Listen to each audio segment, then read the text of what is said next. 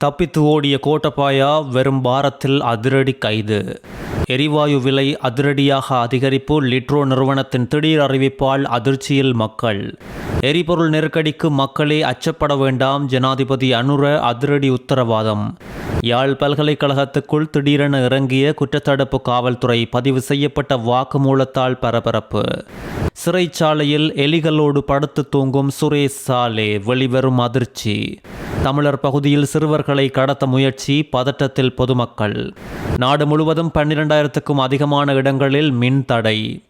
மக்களுக்கு இப்பொழுது சுமை அதிகரித்துள்ளது. ஜனாதிபதி அனுரவுக்கு நாமல் ராஜபக்ச கொடுத்த அறிவுரை. ஜிந்துப்பிட்டிய துப்பாக்கி சூட்டின் குற்றவாளிகளுக்கு உதவி செய்த சந்தேக நபர் அதிரடி கைது.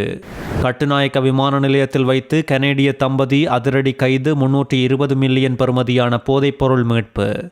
செய்திகளை தொடர்ச்சியாக தெரிந்து கொள்ள நியூஸ் பெஸ்ட் அப்டேட் சேனலை சப்ஸ்கிரைப் செய்யுங்கள். முன்னாள் ஜனாதிபதி கோட்டபாய ராஜபக்ச மீது பல குற்றச்சாட்டுகள் உள்ள நிலையில் தொடர்ச்சியாக அவற்றிலிருந்து தப்பித்து வருகின்றார். இந்த நிலையில் லஞ்ச ஊழல் மோசடி தவிர்ப்பு விசாரணை ஆணைக்குழுவில் எதிர்வரும் 17ஆம் தேதி கோட்டபாயவை முன்னிலையாகுமாறு அதிரடியாக உத்தரவிடப்பட்டுள்ளது.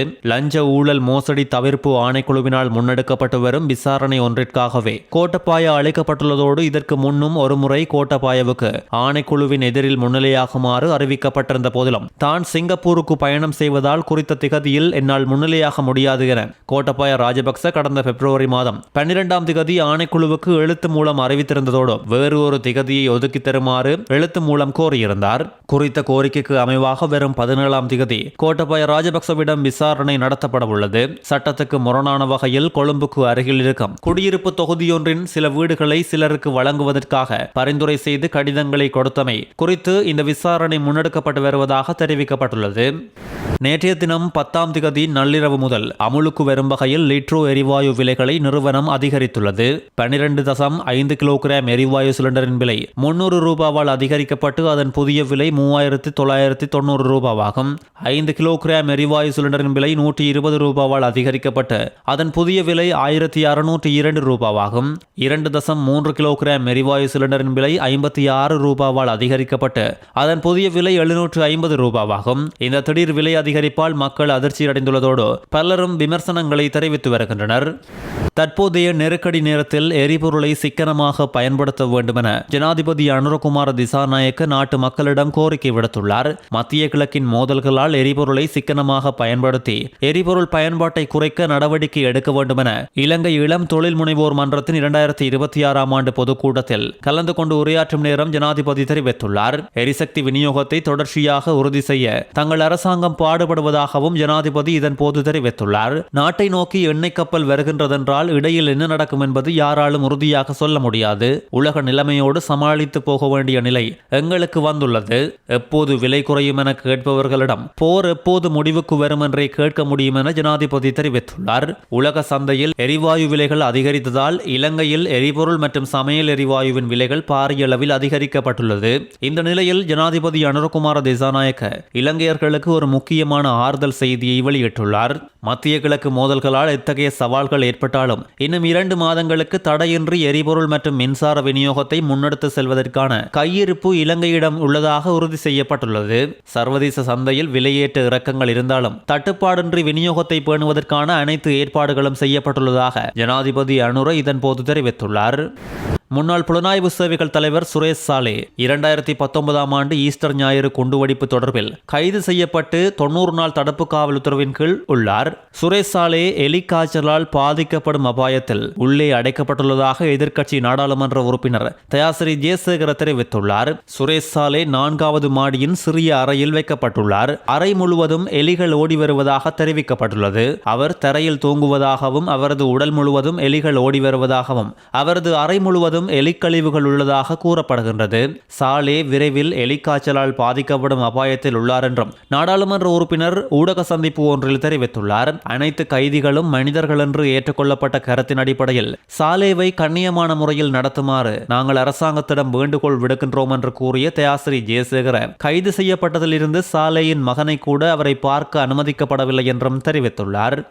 புத்தளம் அல் ஹசனாத் வீதியில் நேற்று சிறுவர்களை கடத்துவதற்கு முயற்சி ஒன்று நடந்துள்ளதாக தெரிய வந்துள்ளது. முகக்கவசம் அணிந்திருந்த 4 மர்ம நபர்கள் அல் ஹசனாத் பள்ளிவாசல் வீதி 8வது ஒழுங்கையில் அமைந்துள்ள குர்ஆன் மദ്രஸாவிலிருந்து காலை நேர பாடம் முடிந்து வீடு திரும்பிக் கொண்டிருந்த 2 சிறுவர்களை துரத்தியுள்ளனர். அந்த நேரம் அச்சமடைந்த சிறுவர்கள் அங்கிருந்து ஓடி தப்பியுள்ளனர். வீதியோரத்தில் வெள்ளை நிற வாகனம் ஒன்று நிறுத்தி வைக்கப்பட்டிருந்தது. அந்த வாகனத்தில் இருந்து இறங்கியவர்களே தங்களை துரத்தியதாக சிறுவர்கள் தெரிவித்துள்ளதோடு கடந்த வாரமும் இதே வீதியில் இதே போன்றதொரு கடத்தல் முயற்சி இடம்பெற்றுள்ளதாக தெரிவிக்கப்பட்டுள்ளதோடு சம்பவம் உண்மையானது என்பதை அல் ஹசனாத் பள்ளிவாசலின் ஃபேஸ் இமாம் உறுதிப்படுத்தியுள்ளார். இன்று அதிகாலை யாழ்ப்பாணம் கொடிகாமம் பகுதியில் தனியார் பேருந்து ஒன்றுக்கு தீ வைக்கப்பட்ட சம்பவம் பரபரப்பை உண்டாக்கியுள்ளது. பேருந்து சேவையில் ஈடுபட்டு வரும் இரு தரப்பினரிடையே நிலவிய நீண்டகால முரண்பாட்டால் பழிவாங்கும் நோக்கத்தில் குறித்த தாக்குதல் நடத்தப்பட்டுள்ளதாக முதற்கட்ட விசாரணைகளில் தெரிய வந்துள்ளதோடு கொடிகாமம் போலீசார் சம்பவத்துடன் தொடர்புடைய சந்தேக நபர்களை உடனடியாக கைது செய்துள்ளதோடு மேலதிக விசாரணைகளையும் மேற்கொண்டு வருகின்றனர்.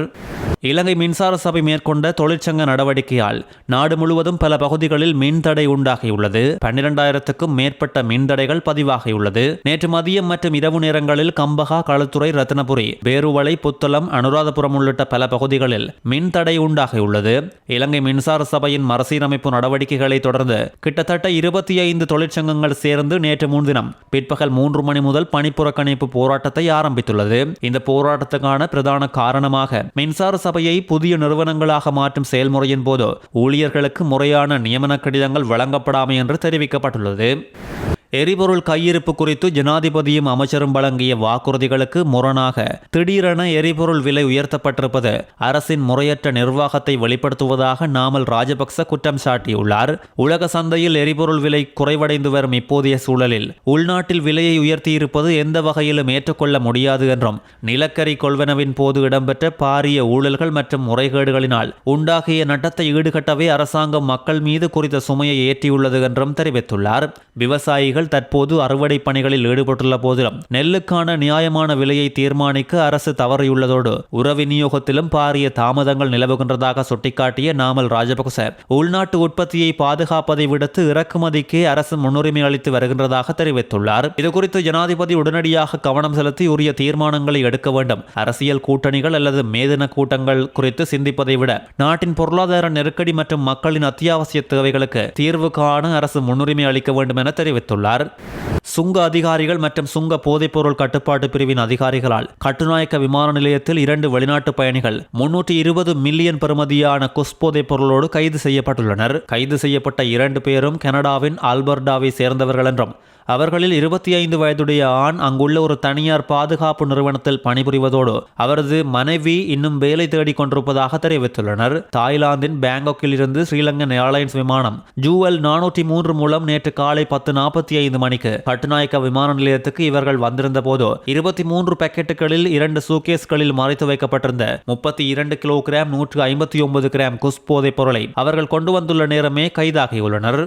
கடந்த ஜனவரி மாதம் ஜிந்துப்பட்டி பகுதியில் துப்பாக்கி சூட்டு சம்பவத்துக்கு குற்றவாளிகளுக்கு உதவி செய்தமை, உடந்தையாக இருந்தமை போன்ற குற்றச்சாட்டுகளில் சந்தேக நபர் ஒருவர் கொழும்பு மத்திய பிரிவு குற்றப்புலனாய்வு பிரிவினரால் அதிரடியாக கைது செய்யப்பட்டுள்ளார். கொழும்பு 12 பகுதியைச் சேர்ந்த 31 வயதுடையவரே இவ்வாறு கைதாகியுள்ளார். ஜிந்துப்பட்டி துப்பாக்கி சூட்டில் நபரொருவர் கொல்லப்பட்டதோடு 2 சிறுவர்கள் காயமடைந்திருந்தமை குறிப்பிடத்தக்கது.